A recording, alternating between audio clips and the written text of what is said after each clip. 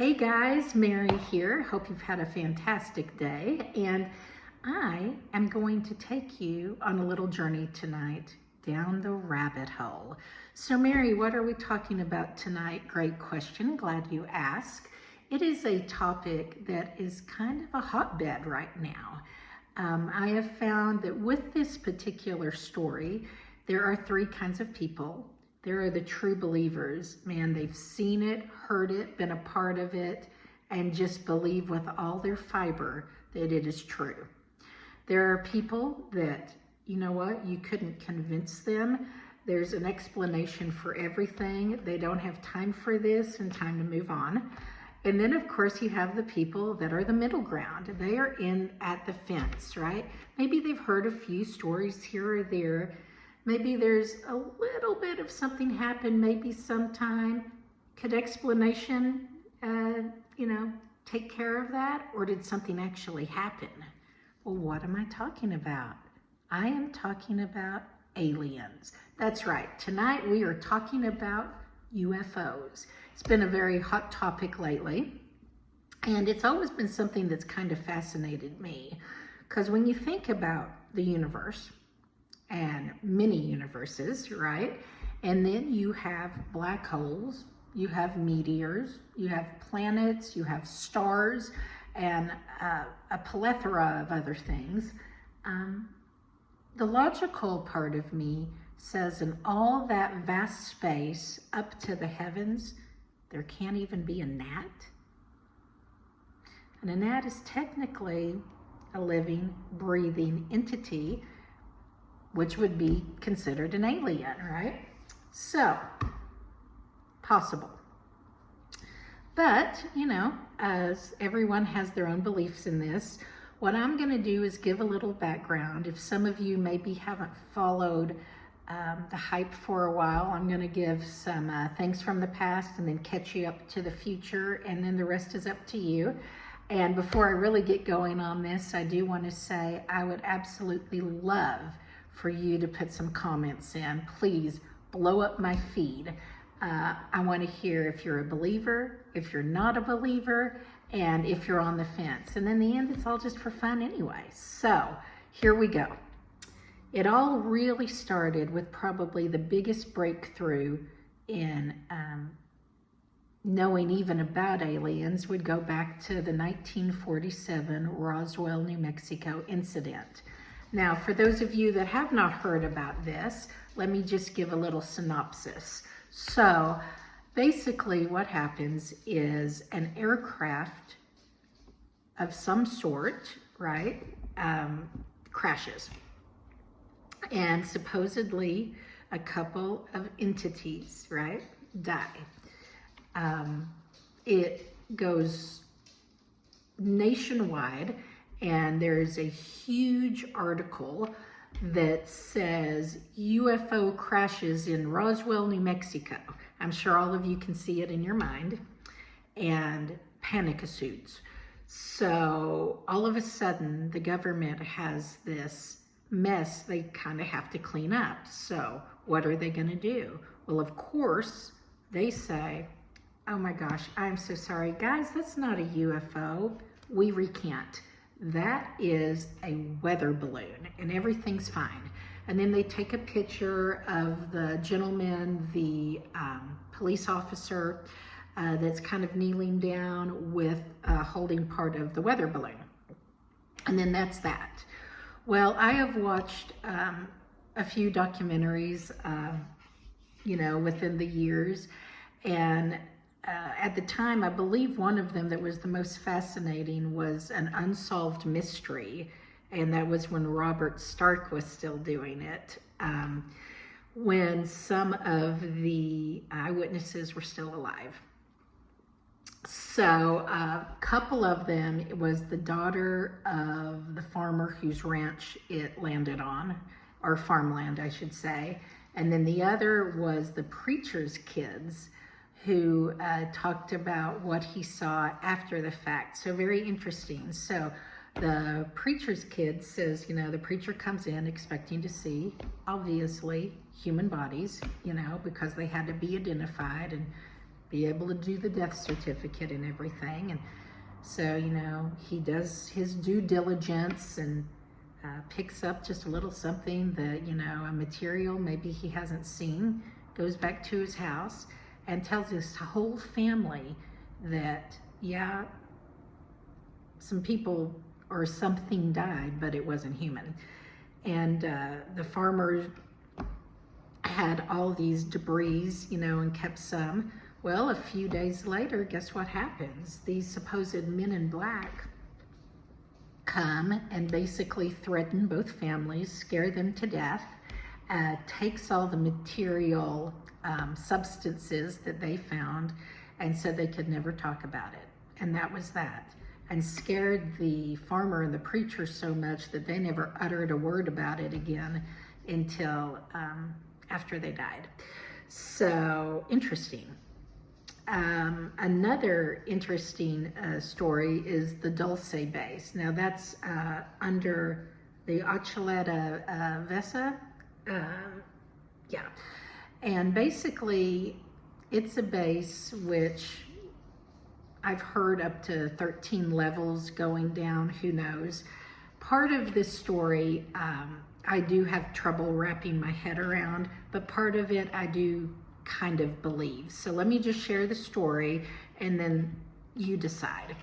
So there was this gentleman by the name of Philip Schrader.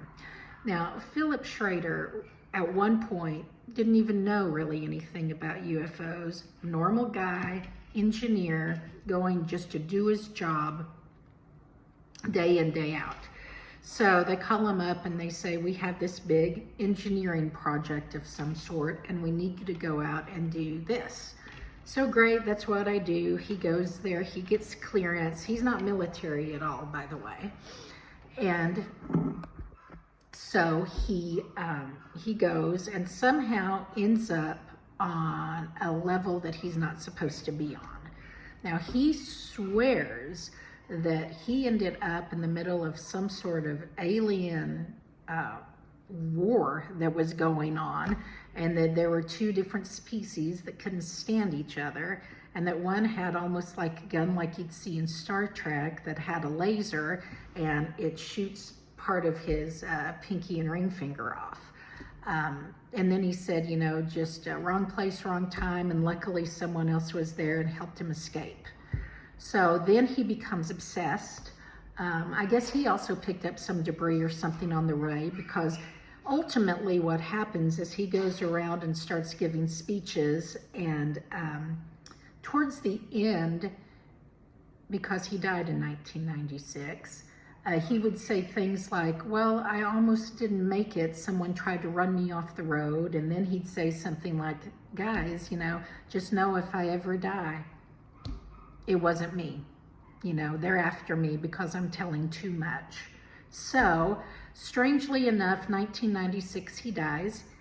And when they find him, he has a piano cord wrapped around his neck. Now, a few interesting things about this. He didn't own a piano. There was footprints found in his apartment, and they said that the angle that he was choked to death in was not an angle someone could do by themselves. And even his ex-wife talked and said there's no way that he would have ever killed himself. He wasn't that kind of person. And yet the death certificate says death by suicide. So interesting. Then there is the story on the first abduction, or really known abduction, which is Betty and Benny Hill. Now this was like September, I believe, 8th, 9th, or 10th, somewhere in there. And it was 1961.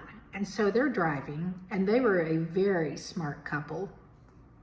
I believe one was even a physicist and one was a teacher. That seems right to me. And so basically they see this light, they stand out, they're trying to figure out what's going on, and then both of them do not have memory of anything for 2 solid days. So they're both very intelligent people in the prime of their life, no memory problems, nothing like that.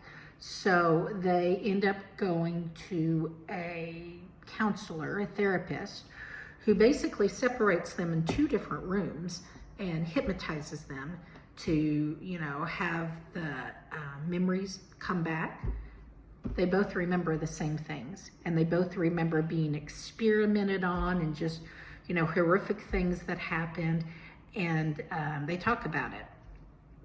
Now, flash forward years later, and I will also say, let me preface this before I go there, that I've also watched documentaries on this very topic, and one of the most interesting ones, I've got to get a shout out to a former FBI agent named Ben Hansen. He is fantastic. He does really good work. I would say look him up if you're interested. He used to be on a TV show that I wish still existed, and it was called Fact or Faked, and I believe he was the leader of the whole team. And he just takes it to another level. And anyway, so he does this special specifically over it, and goes so far as he even gets the dress that that Betty was wearing during this debacle, and has it tested, and there are substances on it that no one can explain.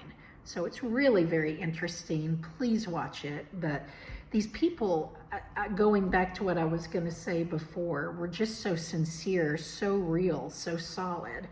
And you have to remember, prior to that, these stories weren't out there. So it wasn't like someone was just trying to get on the bandwagon. You have to remember, it's early 1961. And not that it really makes a profound difference, but it's also interesting that it was a biracial couple. And back then, they didn't want to shed too many waves anyway, because the sad way society was then. So it's definitely something to ponder on. Now, also, I find it very interesting on the Men in Black theory. Now, I'm not even sure how many years ago this was, so if someone knows, please fill in the comments below. I would love to have more information on it. But apparently, and this is modern day, I want to say early 90s somewhere, a gentleman that was working at a hotel saw something in the sky, and I guess mentioned it to someone and really didn't think much about it. Has the day off from the hotel he's working at. Well, these 2 people come in that are wearing the, typical suit, trench coat, glasses, hat, and they really spooked, and it's on videotape, like you can find this. They really spooked a lot of the people in the lobby because of just their attitude and their, just their persona. And they even asked to speak to, I don't know, one of the managers, trying to find this guy who was off, and said afterwards that she was just petrified of these people, because she said neither one of them looked normal. They didn't look like they were real people. She said they didn't have eyebrows, their eyes looked funny, and it just, they had to go, and just the way they talked, that it was very mysterious. So, do Men in Black exist? I definitely think they do. Now, I don't know if I go so far down the train saying they're actually aliens in disguise, which some people believe, but I definitely think that the government keeps things from us. Now, I will say, playing devil's advocate, sometimes, and not just with UFOs, but just in general, they need to keep secrets for our safety. You have to remember the wonderful world of technology, that we can do fun things like this. If certain secrets or certain, I don't know, topics come up, it's very easy access to find out information. And maybe it isn't so much to hurt us, but to protect us, so that we're not put in a vulnerable position. So just playing devil's advocate for a second. But it is interesting. It's very interesting. I can remember, I have a few stories. I can remember when I still lived in Indiana with my family, me and I want to say my brother was for sure in the car, and maybe my sister, not 100% on that. She might have been with a friend. But anyway, my dad was driving and we were going somewhere. And I just remember my dad being panicked all of a sudden. And my dad was a very, fairly calm as far as, not getting into the hype of things that are going on. And this light kept following us. And Dad, when he didn't understand anything, he'd get angry, and I can just remember him saying, "Don't look at the light, don't look at the light," and just driving as fast as he could. So I remember that more than the actual light, just because it is one of those memories that stick with me. Years later, Mom and I were driving back from one of our the World Hereford Conference Fair, I believe.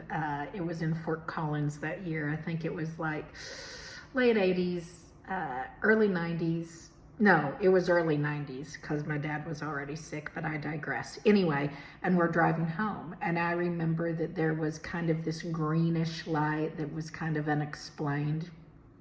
And throughout time, I've seen a couple of things. The coolest, the most recent, and this is just a little side note, is, as you guys have probably heard me say on previous podcasts, I do have a little dog.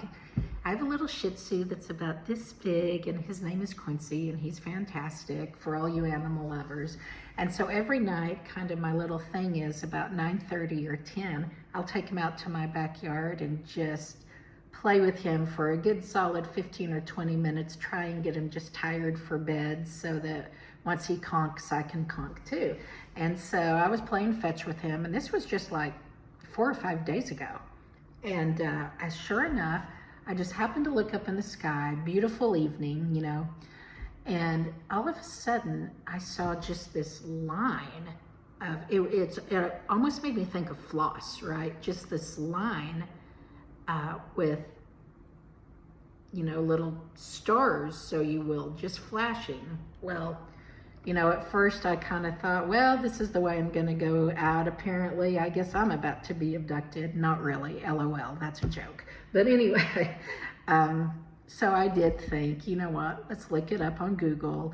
Let's see what this is. And I put it in. And sure enough, there was a satellite that went by Amarillo, Texas, within that 15-minute range, and it was Elon Musk's satellite that is called the Starlight satellite. That's it. So very interesting. If you want to see pictures of what it looks like, you need to pull it up. So lo and behold, not an alien, not a UFO, just a good old satellite going by Texas. So there you are.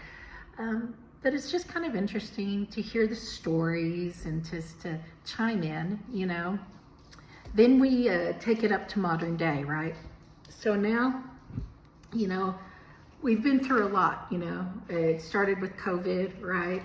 We made it through that because we're survivors, as terrible as it was, we're kind of past that. We made it through the murder hornets, So what else can they throw at us? Well, you know what? Let's look at the aliens. So now a hearing happened not long ago, and there were 3 former officials that were part of it. One was, let me get their names right, give me just a second here, I made some notes, my goodness. Guys, help me out here. So anyway, I'm going to start talking, and I will find their names in a minute. I wrote it down. But you look it up, the hearings, and they all went through experiences. Back in 2014, you might remember the TAC video where it was just erratically going, just faster than they could keep up with, and said it came out through a body of water, and that the I believe he was in the Navy. It seems like that's right. And for the life of me, I can't find my note where it says their names right now, but that's all right. Anyway, and they caught all of this on tape, and then it just took out at an immense amount of speed. And, you know, they followed it for a while, and then he was just gone. And so it finally came out again in 2017, and then everybody from Joe Rogan to, you know, Fox, CNN, it was all over the place. Everyone was talking about it. And there have been other experiences, but that's the one I know the most of. So that's the one I'm focusing on. But even when Ryan, oh, help me guys. I know his either first or last name is Ryan, but anyway, the main speaker, they got to the point of talking about non-human creatures, basically, that they found. So it's interesting. Is it true? Is it not? I mean, as far as me, I'm open-minded enough to say, sure, it could be a possibility. It doesn't really scare me because the way I look at it, you know, what is unidentified to you? It's something you don't know, right? It's something you're unfamiliar with. Well, my gosh, a car could go down the road that I'm unfamiliar with. So that's an unidentified object to me. I am sure there are animals in Africa I know nothing about, or sea creatures that I know nothing about. Those are unidentified to me. That doesn't mean they don't exist. So if they do exist, I'm really trying to be calm about it, because as long as they're not bothering me or causing any sort of conflict, let it be, you know. It's fine. You know, obviously, if it goes to another level, we'll figure it out then. I did have one of my friends say something really interesting, and it gave me a little bit of pause, gave me a little bit of thought, certainly nowhere I had ever thought of before. But, of course, with a side note of this being said, no one knows when the rapture is going to be, or if we want to really get dramatic, if there is technically a rapture, but, you know, and that's a biblical debate. But if so, whether it's 2,000 years from now, 10,000 years from now, or tomorrow, the thought that was put in my head is, what if when the rapture comes, that the excuse, because the government, you know, with Christianity and everything on handling that, instead of saying, well, the rapture just happened, that they blame it on the aliens and say, well, no, all those people just got abducted and you'll never find them. And I thought, I'd never put those two worlds together, but you know, you never know. So anyway, I think it's kind of a fun topic. I am a believer. Like I said, but I would be absolutely interested to hear your stories. So please comment. This is just fun and just my thoughts. And if you have another story, share it. I'd love to hear it. And I hope you have a great, great evening. And as always, this is Mary, and I'm out. Good night, guys.